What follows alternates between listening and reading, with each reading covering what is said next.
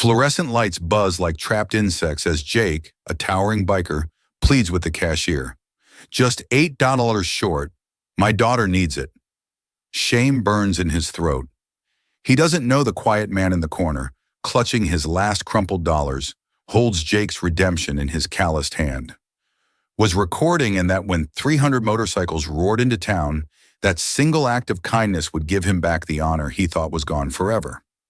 Before we dive in, what time are you listening? Where are you from? Drop a comment below and tell me.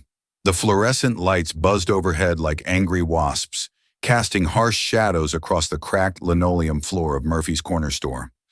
It was 11:47 p.m. on a Tuesday that felt like it would never end, and the automatic doors had been sighing open and shut all night, letting in bursts of cold October air that made everyone pull their jackets tighter.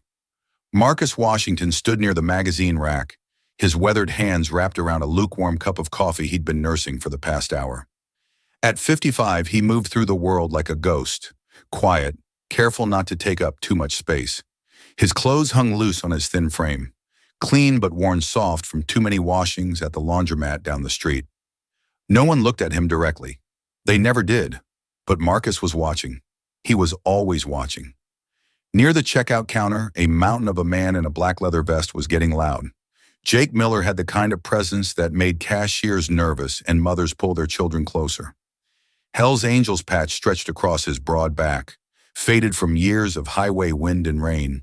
His basket sat heavy on the counter. Bread, milk, canned soup, baby formula, groceries for tomorrow's breakfast, not the makings of trouble. Come on, man, just try it one more time, Jake pleaded with Sarah Chen, the 20-something cashier whose name tag sat crooked on her green polo shirt. The card reader kept flashing red, beeping its rejection like an accusation. Sarah's hands trembled slightly as she swiped the card again. Beep. Red light. I'm sorry, sir, but it's still declining. Do you have another form of payment? Jake's jaw tightened. He dug through his wallet, pulling out crumpled bills and loose change, counting under his breath. $12.50. 15. Damn. His voice cracked just a little. I'm short $8. Behind him, the line was getting restless. A woman in scrubs clutched her purse tighter. An elderly man muttered something about those people just loud enough to carry. Near the frozen foods, someone whispered the word that always came first. Stealing. The whisper spread like spilled oil. He's probably stealing. Look at him. Call security.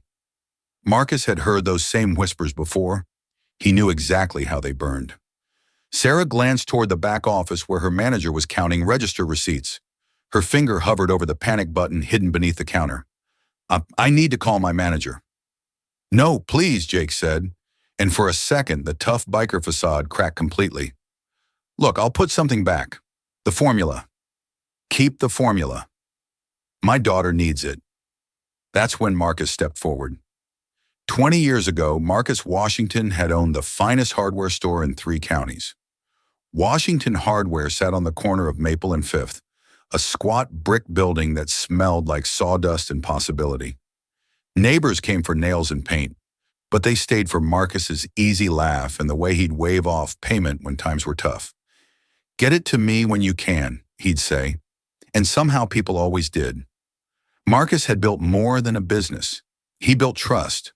When Mrs. Foster's porch steps rotted through one winter, Marcus showed up with lumber and his tools, refusing payment until she cornered him with a homemade apple pie. When the Hendersons' boy broke their basement window with a baseball, Marcus cut them a deal on glass and installed it himself because accidents happen to good kids. The store had been his father's dream, passed down like a sacred trust. Marcus expanded it, added a small rental section for power tools, hired 2 part-time employees from the neighborhood. His wife, Linda, kept the books, and their 8-year-old son, Tommy, would sit behind the counter after school pretending to run the register. Then came the shipment that changed everything. It was supposed to be routine, a delivery of high-end power tools from a distributor in Chicago. Marcus signed the delivery receipt, helped the driver unload 12 boxes of cordless drills, circular saws, and sanders. Premium stuff that would sell well to the contractors who trusted Washington Hardware. By the next morning, half the boxes were gone. No broken locks, No shattered windows, no signs of forced entry, just empty shelves where thousands of dollars worth of inventory should have been sitting. The police filed a report. The insurance adjuster asked questions Marcus couldn't answer. And then came the whispers. Must have been an inside job. Who else had keys? Bet he's got gambling debts. Probably sold them himself and claimed theft. The whispers grew into rumors. Rumors became truth in the coffee shops and church pews where reputations lived and died. Within a month, his regular customers started shopping at Home Depot. The bank froze his line of credit. Vendors demanded cash up front. Marcus fought back at first. He hired a lawyer he couldn't afford, offered a reward for information, even installed security cameras. But you can't fight gossip with facts, and you can't prove innocence to people who've already made up their minds. 6 months later, Washington Hardware went dark. A year after that, Linda packed her bags and took Tommy to her sister's house in Ohio. She kissed Marcus goodbye at the front door of their foreclosed home, tears streaming down her face. "I still believe you," she whispered, "but I can't watch you disappear anymore." Marcus had been disappearing ever since. 3 years on the streets had taught him to stay invisible, to move through the world without making waves. He slept behind Murphy's Corner store most nights on cardboard that stayed dry when the rain wasn't too heavy. The owner, Tom Bradley, pretended not to see him there. Now watching Jake Miller's shoulders hunch with shame, Marcus saw himself 10 years younger, standing in his own store, while whispers cut him down to nothing.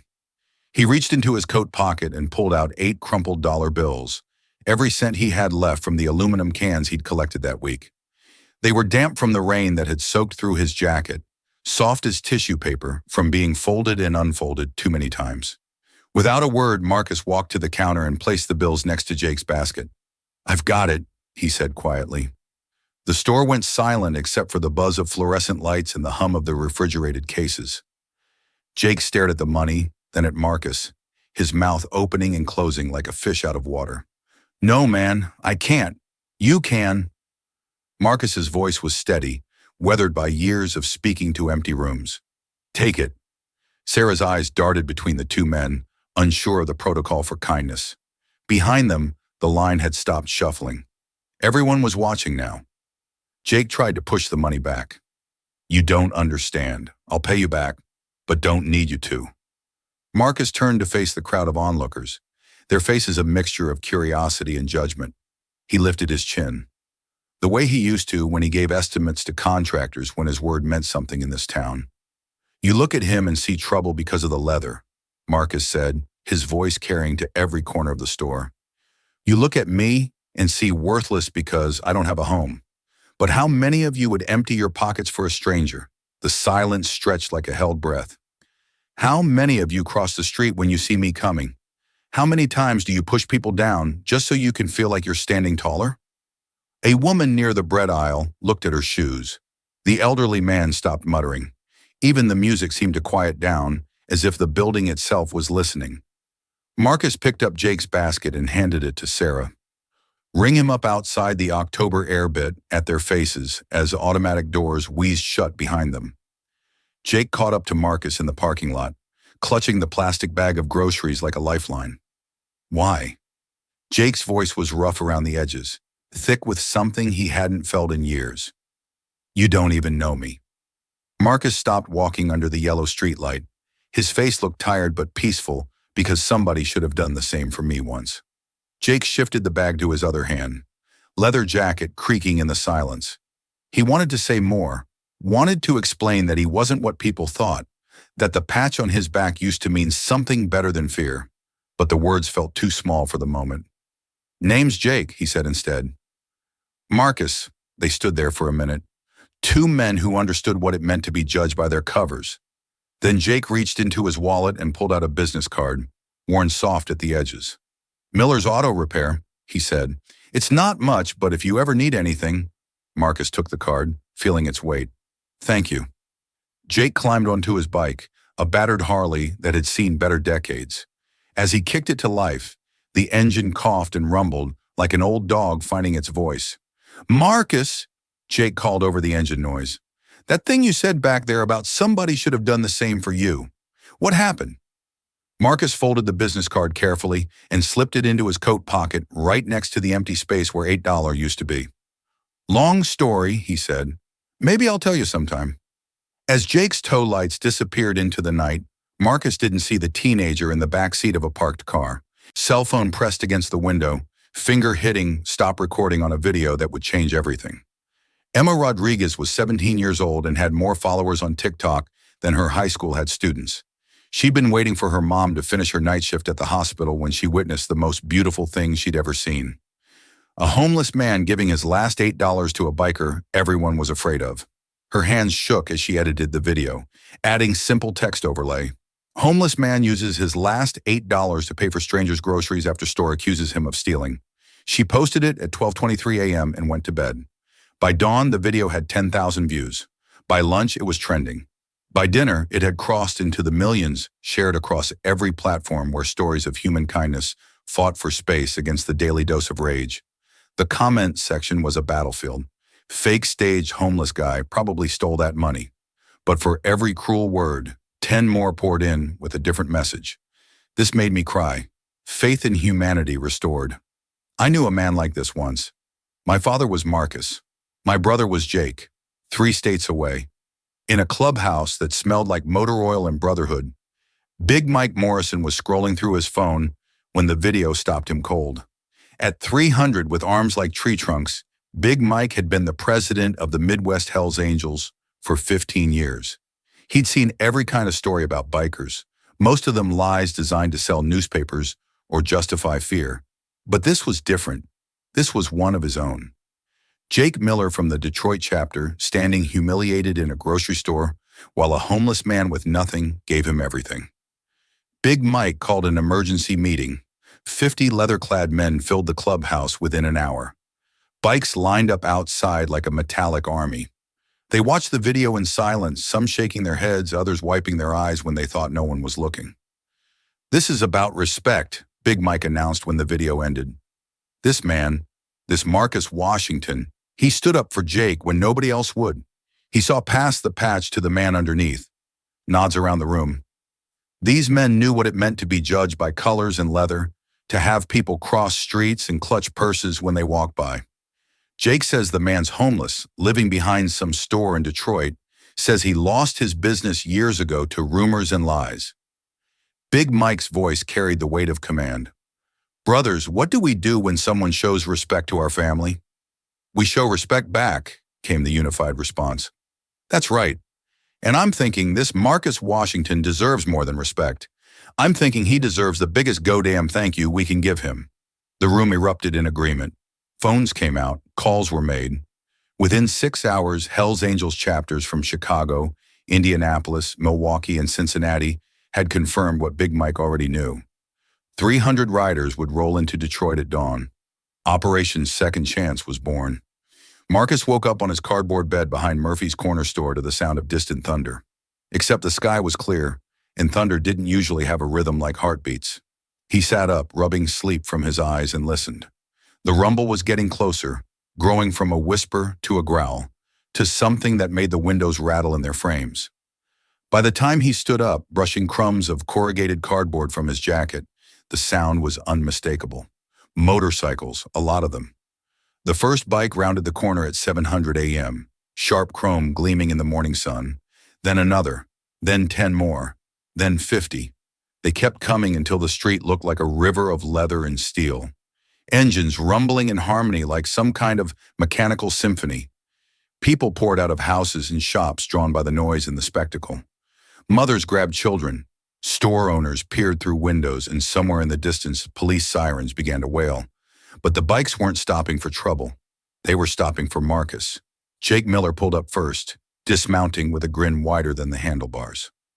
"Morning, brother. Hope you don't mind company." Behind him, 300 Hells Angels sat astride, their machines patches from dozens of chapters, creating a patchwork of brotherhood.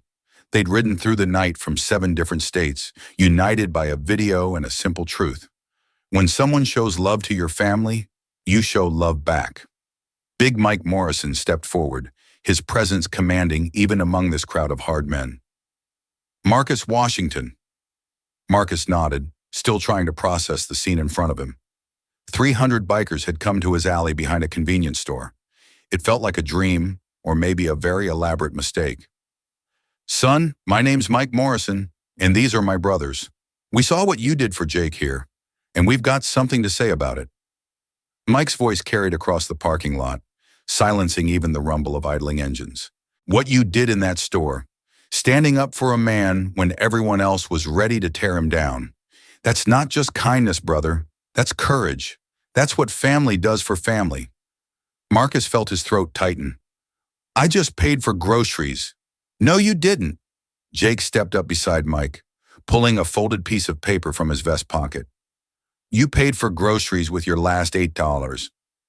You stood between me and a lynch mob. You gave me dignity when the world wanted to take it away." He unfolded the paper, a hand-drawn blueprint of a small building.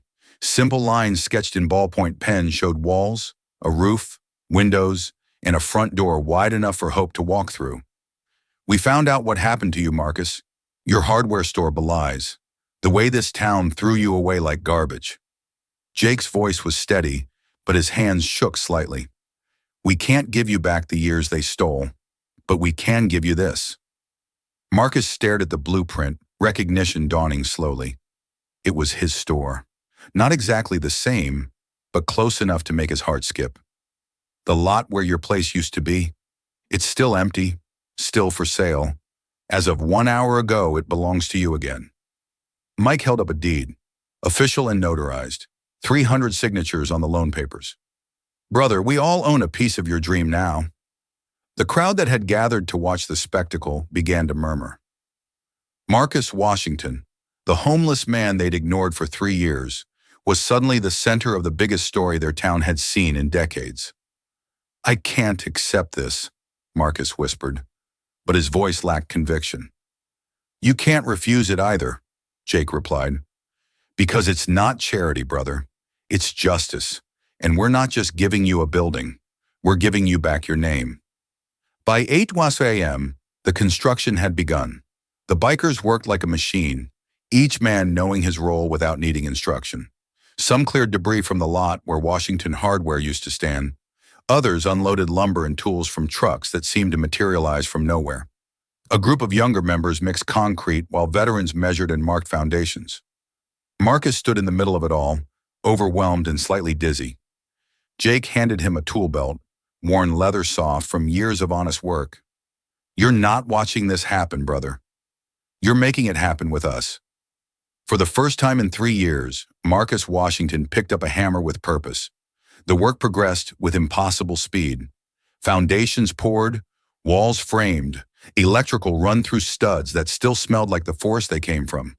The bikers worked in shifts, some heading home to jobs and families, others riding in to take their place.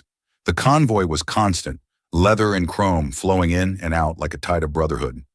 As the sun climbed higher, something else began to change. The neighbors who had watched from a distance started moving closer.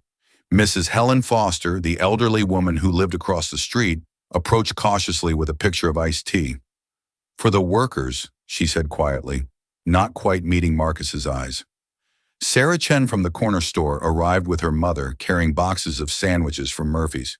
She said, "Tom said to tell you it's on the house." By noon, the entire community had been drawn into the orbit of something bigger than themselves. Children sat on curbs, wide-eyed at the spectacle of so many motorcycles and so much purposeful activity.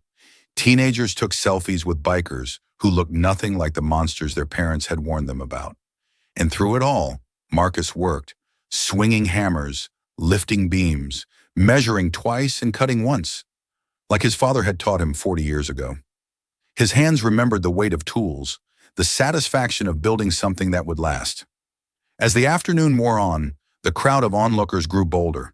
People approached with offerings, cold drinks, homemade cookies, folding chairs for the older bikers. But more than that, they came with words. Sarah Chen was first. She found Marcus during a water break, her hands twisting nervously around the hem of her Murphy's Corner Store polo shirt. "Mr. Washington, I wanted to apologize for the other night for not standing up when people were saying things about Mr. Miller, for not standing up for you either." Marcus sat down his water bottle and looked at her. Really looked. She was maybe 22, working nights to pay for community college, probably making $8 an hour to deal with every kind of person the city could throw at her. "You were doing your job," he said. "Nothing to apologize for." "No, there is." Her voice cracked slightly. "I've seen you behind the store sometimes when I take out the trash. I never said hello. I never asked if you needed anything. I just walked past like you weren't there." Marcus's throat tightened. How many people had walked past him in 3 years? How many had looked through him like he was invisible? "I'm saying hello now," Sarah continued, "and I'm asking, is there anything you need?" Before Marcus could answer, she was joined by others. Tom Bradley, the store manager who had threatened to call the police that night, stood awkwardly holding a manila envelope. "This is for you," he said, thrusting the envelope forward. "Security deposit. First month's rent paid in full. You want to sell hardware again? There's space in my store. Small section, but it's yours if you want it." Dr. James Patterson, who used to buy supplies for his weekend carpentry projects, stepped forward with tears in his eyes. "Marcus, I owe you an apology that's 10 years overdue. I believe the talk about you. I shopped somewhere else because I thought you might be dishonest. I was wrong." One by one they came. Neighbors who had crossed streets to avoid him. Former customers who had abandoned his store based on whispers. People who had seen him sleeping behind buildings and walking past like he was part of the scenery. Each apology hit Marcus like a physical blow. Not because they hurt, but because they healed something he thought was broken beyond repair. His faith in the possibility of second chances. Mrs. Foster was last. The 80-year-old woman who used to buy flower seeds from his garden section approached slowly, leaning heavily on a walker decorated with tennis balls. "Marcus Washington," she said, her voice sharp as autumn air. "I owe you more than an apology. I owe you an explanation." The construction noise seemed to fade as she spoke. 200 workers pausing to listen without quite realizing why. "That night, your tools went missing. I saw someone in your parking lot. Young man, maybe 20, loading boxes into a pickup truck. I thought it was you working late. Never occurred to me it might be theft until after the rumors started." Marcus felt the world tilt slightly.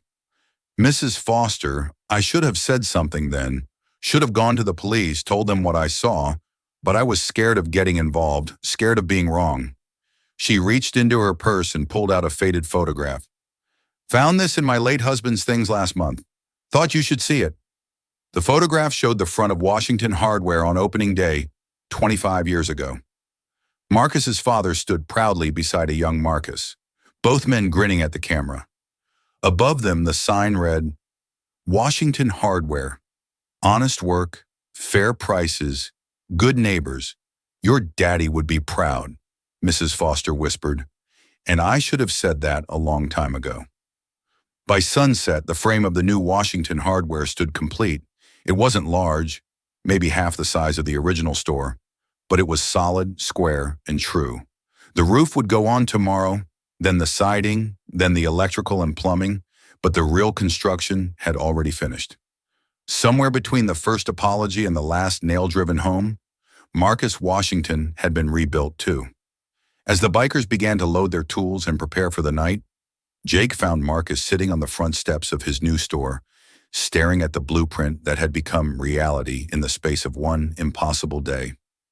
"How you feeling, brother?" Marcus looked up at the man whose groceries had started everything. "Like, I might be dreaming." "You're not." Jake sat down beside him, leather vest creaking. "But even if you were, 300 of us are having the same dream. That makes it real enough." They sat in comfortable silence as the sun painted the sky orange and pink. Around them, bikers broke down workstations and fired up engines, preparing for the long rides home to 7 different states. Big Mike Morrison approached, carrying something wrapped in black leather. "Before we go, got one more thing for you." He unwrapped a Hell's Angels vest, black leather worn soft with age, but instead of the usual club patches, this one bore something different. Honorary Brotherhood across the top and underneath, in careful white stitching, a single word family. "You stood up for one of ours when the world wanted to tear him down," Mike said, holding the vest out like an offering. That makes you one of ours forever. Marcus stood slowly and slipped his arms through the vest. It fit perfectly, settling across his shoulders like a promise. For the first time in 3 years, he felt like he belonged somewhere. Speech. Someone called out from the crowd, and soon 300 voices were chanting, "Speech! Speech! Speech!" Marcus had never been comfortable with attention, but as he looked out at the sea of leather and chrome, at the neighbors who had gathered to watch, at the store that had risen from ashes in a single day, he found his voice. "I don't know what to say to people who give everything to a stranger," he began, his words carrying across the lot. "3 days ago, I was nobody, a man you walk past without seeing. Today I'm surrounded by brothers I never knew I had." He gestured toward the frame of his new store. "This isn't just a building, it's proof that kindness isn't dead, that brotherhood is real, that sometimes the best thing you can do is stand up when everyone else is ready to knock someone down." The crowd was silent, hanging on every word. "I spent $8 on groceries for Jake because someone should have done the same for me once. What you've given me today, this is someone finally doing the same for me, and I promise you, as long as I draw a breath, I'll do the same for the next person who needs it." The cheer that went up could be heard 3 blocks away. Engines roared to life, a mechanical symphony of brotherhood and joy. As the convoy began to move out, each bike pausing to acknowledge Marcus with a wave or a nod. The man who had been invisible for 3 years stood in the center of everything finally seen. 6 months later, Washington Hardware hummed with the kind of activity that had been missing for a decade. The shelves were full, the register was busy, and the small bell above the door chimed constantly with customers who came for nails and stayed for conversation. Marcus stood behind the counter wearing his Hell's Angels vest over a clean work shirt, helping Mrs. Chen pick out the right screws for her kitchen cabinet repair. At a workbench in the back, he was rebuilding a lawnmower engine for Dr. Patterson, the same man who had abandoned his store years ago based on gossip.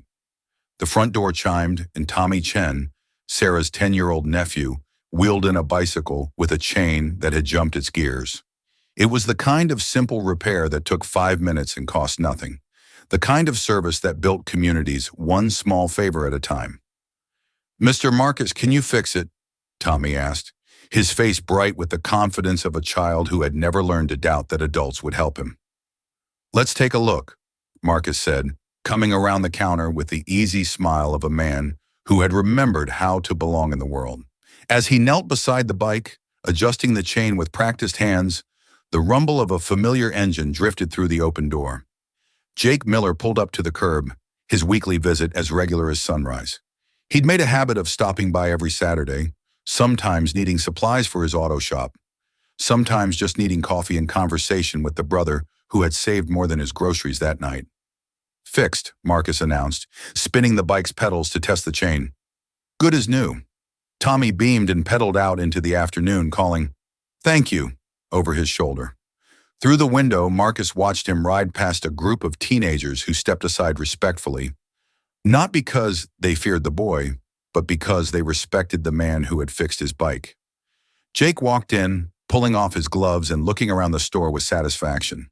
The inventory was fuller now, the displays more organized, the whole place humming with the energy of a business that mattered to its community.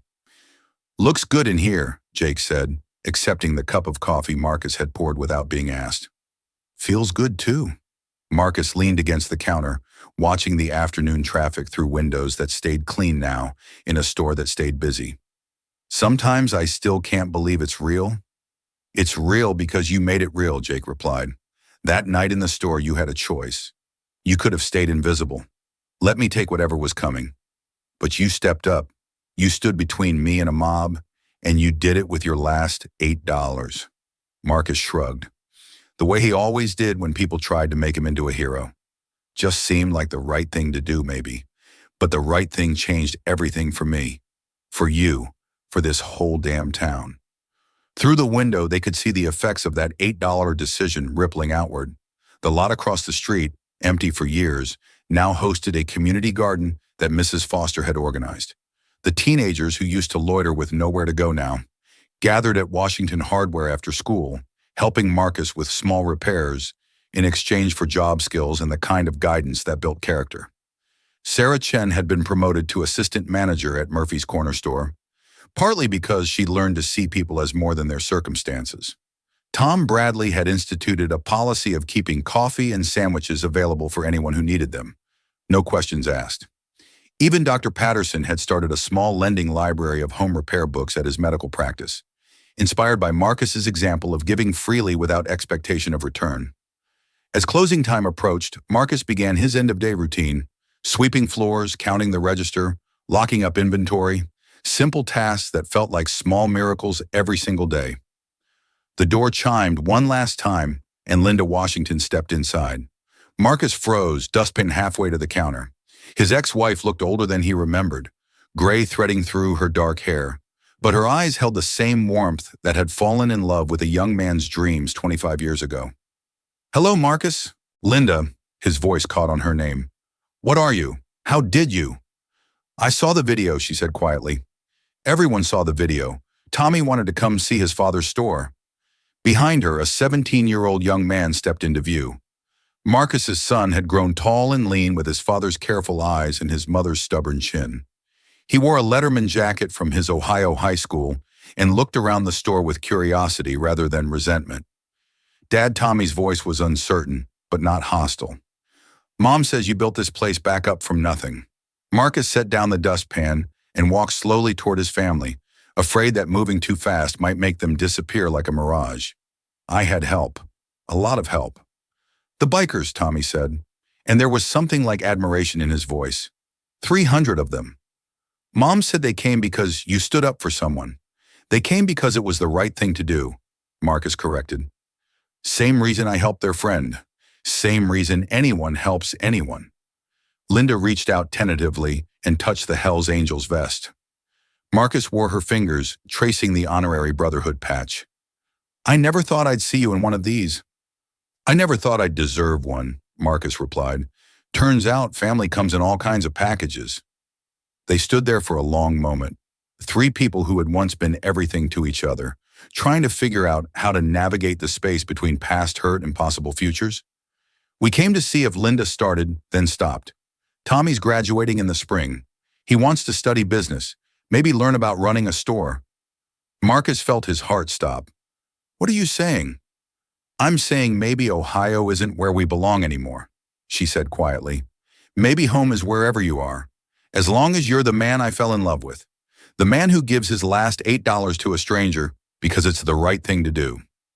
As the three of them stood in the golden light of a store rebuilt on kindness and brotherhood, Marcus understood that some stories don't have endings. They just have new beginnings. His had started with 8 crumpled dollars and a choice to stand up when it would have been easier to stay silent. The rest, as they say, was just details.